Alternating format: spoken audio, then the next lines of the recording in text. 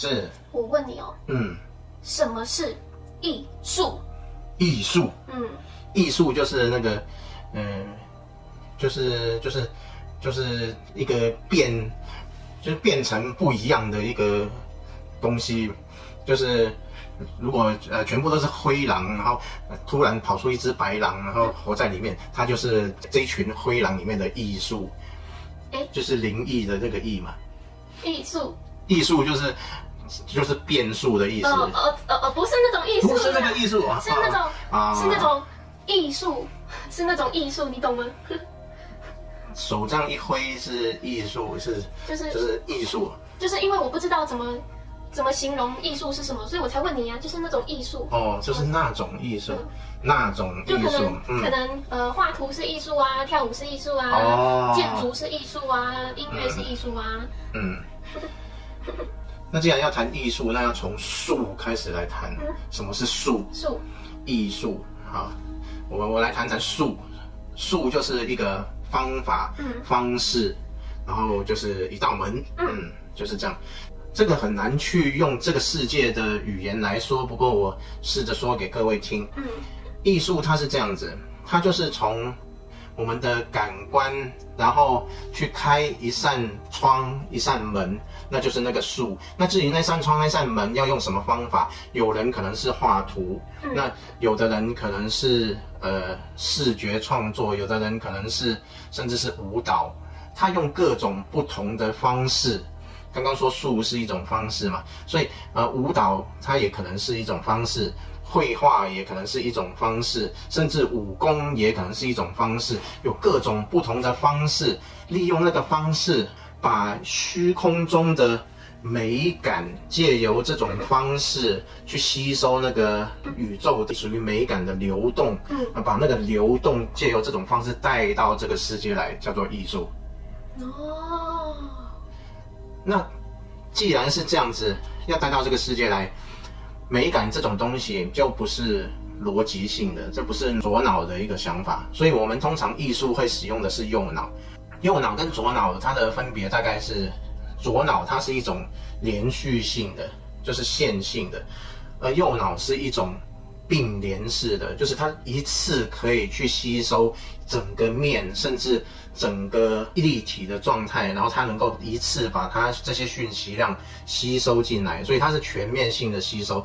所以也只有这样子能够全面性的吸收的时候，我们对宇宙开放，然后全面性的把宇宙的流动的美，然后借由这个全面性的感官，然后去把宇宙的这个美就吸进来。吸进来之后，就借由那个术，至于那个术是画图啊，或者是舞蹈啊，都没有关系，就把它呈现出来，流进来。它是一种流动，完全是一种宇宙讯息的流动，就是这样子。这是有关于美的流动。那一定都是美的吗？会不会有丑的流动？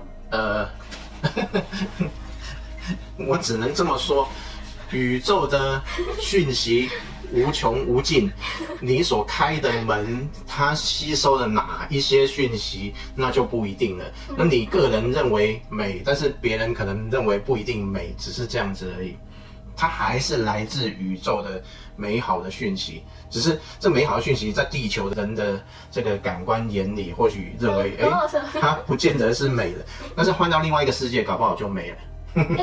但是我看过有一些可能艺术家或是艺人，他们创作一件艺术作品，例如说音乐好了，那他的音乐的频率好像不是很高，就是那种很负面、蛮低频的。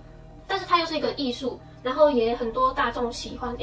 不是说使用右脑比较高频吗？那为什么用右脑创作出一个很低频的艺术作品？使用右脑大部分会比较高频，但是它也可以去抑制右脑使用的区域，而让它产生比较低频的状态。右脑是一个很开放、很大的一个区域，但是它只使用它最低的一个区域，这时候频率就可能是变成低的。所以右脑的使用是一个很全面的，它不一定是极高频，它的范围其实很大，所以你只使用右脑的比较低的区域，有可能可以产生低频的作品。那有没有可能使用左脑来创作作品？使用左脑来创作作品，当然是有可能，它就是有点像线性的逻辑的，然后去堆出一些堆叠式的东西，看起来就是很逻辑的东西，而不是那种很没有规范的一种美感。所以使用左脑去堆叠出一些很逻辑性的一些作品也有可能。我想到了，是不是就像大部分的建筑物？就是方方正正的就是每个都很多都大部分都长得蛮像的。大部分的建筑物都长得蛮像的，但是也有一些所谓的艺术家，就是建筑师，他们能够从很有规范的这种作品当中，然后去表现出一些完全不同的超越规范线条的美感出来，也是有的。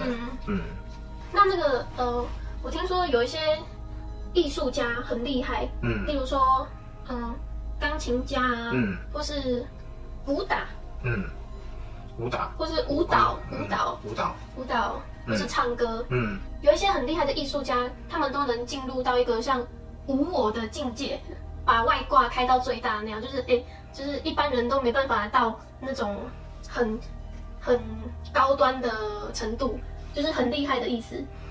这个就讲到觉察了。我们左脑通常是会有很多信念的运作，但是右脑它是接收宇宙讯息而已。那在接收宇宙讯息的同时，我们不会去干扰这个宇宙的讯息，而让它连绵不绝的能够流进来。在这个流进来的过程当中，我们就会身处于一个觉察的位置，而觉察着这一切的流动。觉察的越深，然后让流动越能够自由的流进来的，这个就是越高端的一个大师这样子。就李小龙来说，他的武术就像行云流水一般，他已经把他的身体每一个能够运动的一个肌肉啊、关节啊，他把它强化到一个最灵活的状态，然后在这个最灵活的状态，然后他完全能够把宇宙的讯息，然后轻松的流进来，然后让他的身体100%能够承载这个讯息去运作出来，然后打出让我们激赏的一种动作。这个就是刚刚讲到的树，就是一个窗口，就是一个门，他的身体本身就是那个树，他把那个树已经运作到非常的完美，所以他就能非常完美的接收讯息，并且把它呈现出来。就是这样。我觉得，你也可以练武功。我练武功，我应该练什么？我应该练那个刀枪不入的铁布衫，金刚不坏。以我的身形，要把动作能够发挥到100%的这种灵活度，似乎是不太容易。对啊，你还是去先减肥运动好了。我还是创作音乐、绘画这些会比较好一点的。你说那些什么艺术创作啊，通常是使用右脑吗？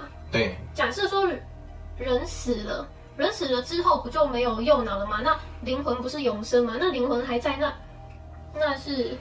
那就太好了。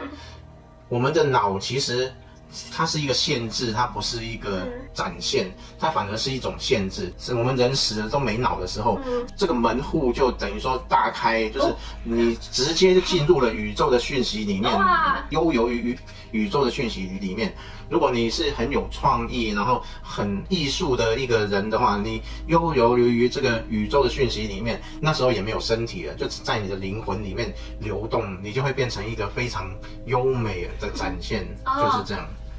变成一个优美的展现。对，搞不好有灵视功能的人就看到一个彩色啊，然后五花八门各种线条所展现的一个超美的灵魂这样子。那像我自己觉得我自己越来越能就是闭眼睛的时候直接看到图像，例如说我要创作一个自己的原创，那我可以直接闭上眼睛，然后看到一个图片，就是我不是用想的，那边我要画什么，这边我要画什么，而是我能直接看到图像，那我就照着我看到的，然后把它画下来。那这是右脑吗？其实我们说右脑是右脑再加上松果体的功能，松果体是用来接收宇宙讯息，再传给右脑做解析，它是这样子。你刚刚这种马上能够显影的是松果体的作用。是哦，所以不是右脑。就在右脑之前就已经发生了。右脑再把这些讯息集合起来，然后看怎么运用。所以有些创作者他可能只有使用到右脑，但是没有松果体，是吗？但其实如果松果体跟右脑一起会更好。松果体一定会用到，只是用到多或少。多或少。那我们人想事情是真的是用头脑在想吗？想事情那些很多话是谁亮那种，就是用左脑。左脑。那画面是用右脑。但是人死了，那所以人死了怎么想事情？所以人死了有灵魂在，然后不能想事情吗？没有，在我们这个载体里面的时候，哪一个部分是管哪一个部分，但是离开了这个载体，它的功能还在，就不需要依附身体就可以运作。所以其实并不是说，在这个身体里面才能够想事情，然后离开身体就不能够想事情。对。那假设说我离开这个身体，那我想事情的方式跟现在会一样吗？一样的。一样哦。更没有限制，你会体会到一种更没有限制的状态。比如说，你现在脑袋可以出现一幅图画，然后你可以把它画下来。可是你离开了这个身体以后，然后你脑袋里面可以同时出现500幅图画、5000幅图画，就是这样。你没有了那个身体的限制。那这样是不是其实假设说松果体很发达的话，是不是其实就不用那么累啊？就有些人创作可能就是要很努力的想、努力的创作，但其实只要让自己放松，然后激发那个松果体，其实就本来就是这样，创作就非常简单。创作为什么很多创作人喝了一点小酒，然后很放松的时候，或者吸了大麻之类的，然后他在一种极度放松的状态里面，然后他的创意就一直进来。本来就是应该在放松的状态才运作得更好。对。我好像看过还蛮多艺人，就是好像都蛮努力的。蛮努力去把他的术给做好。术，我们刚刚说艺术的术是那个窗口，就刚刚我拿李小龙做例子，就是他的肌肉、他的关节等等，就是能够在很短的时间里面伸展到那个位置，他才能够去创作出更优美的状态。艺人很努力的练习，就是比如说练习他的歌喉、他的技巧等等，一切都把它练到一个很能运作的状态的时候，再从流动去驱动这些术，驱动这些门户，也就是他的技巧，然后把它运作出来，这样子。是小我使用右脑跟左脑吗？是吗？小我使用左脑跟右脑。就是不是还有高我吗？那高我可以使用右脑跟左脑吗？高我通常会使用右脑，不太会使用左脑。高我是使用右脑。对。所以高我也有可能使用左脑。也有可能，但是比较少。是不是大部分的人都是小我使用右脑，还是说右脑就是高我？大部分人小我使用左脑。小我就是左脑。对，然后通常高我去使用他的右脑。所以小我负责左脑，高我负责右脑。所以小我也不可能使用右脑。可能啊，也可能。脑只是在我们身体里的一个器官，所以谁都可以用，高我也可以用，小我也可以用，只是习惯性的问题。小我习惯性使用左脑，而高我习惯性使用右脑作为一个传输讯号的一个。小我使用右脑跟高我使用右脑有差别吗？看他使用的方式是什么，使用的目的是什么。小我使用右脑，可能很多是一个欣赏的一个目的，比如说我正在欣赏一幅画、一个音乐，然后或者一个艺术的作品或一个美景。在这时候，小我就使用右脑去做这件事情。那高我呢？高我使用右脑，可能就是像我刚刚说的艺术的创作等等，很多是透过高我把宇宙的讯息接纳进来。那小我使用左脑呢？小我使用左脑，就是整天在那边东想西想，就是这样。然后高我使用左脑，顶多是在脑袋里面说一句话提醒你。就是这样，他不会一直讲，他只是用很简短的方式去传出一句话来告诉你一些事这样。但是应该不会很突兀吧？不会很突兀，不会说，我怎么突然听到有人在跟我讲话？那个就不是高我。我们有拍一部影片，叫做《所有人及外灵干扰与魔扰所困必看的终极秘法与基本观念》。好长哦，是101集。好，所以高我传出一句话是。你会觉得很顺，好像自己在想的一样，就不会对，就不会好像是一个别人，就是很像你平常在想事情那样，他不会突然什么跟你聊天干嘛这样。对。那松果体活不活跃跟什么有关？松果体活不活跃，跟它有没有被钙化有关。是身体的问题哦，身体的问题，对。除了身体的问题之外，就是你的频率的问题。你的频率如果时常是保持在眉心轮这个频率，那它就会活跃；你时常保持在眉心轮以下，它就比较不活跃。一个是身体的问题，第二个就是频率的问题。大家高频起来，高频起来，高频起来！因为高频呢，因为如果你没有要登出开悟，你想在故事里玩，那每天保持一个很高频的频率，就会很开心，就会每天都很幸福美满，而且会很有美感，而且会很有美感，很有美感，很有美感。像我穿着这件衣服，我觉得它很有那种高频世界的感觉。对，的确是这样。像这个就是一件非常高频的艺术作品。对，不是，好像有一些比较老一辈的都说什么艺术没有用，艺术不能当饭吃，是不是？但是我的花最多的都是花在那个艺术品上。艺术不能当饭吃，但是艺术可以买豪宅。艺术可以买豪宅？你看那些在竞标的那些苏黎世啊，什么在竞标那些标场里面，满满的都是艺术品。所以艺术不能当饭吃，但是艺术它的价值往往比饭还要多，不知道多少倍。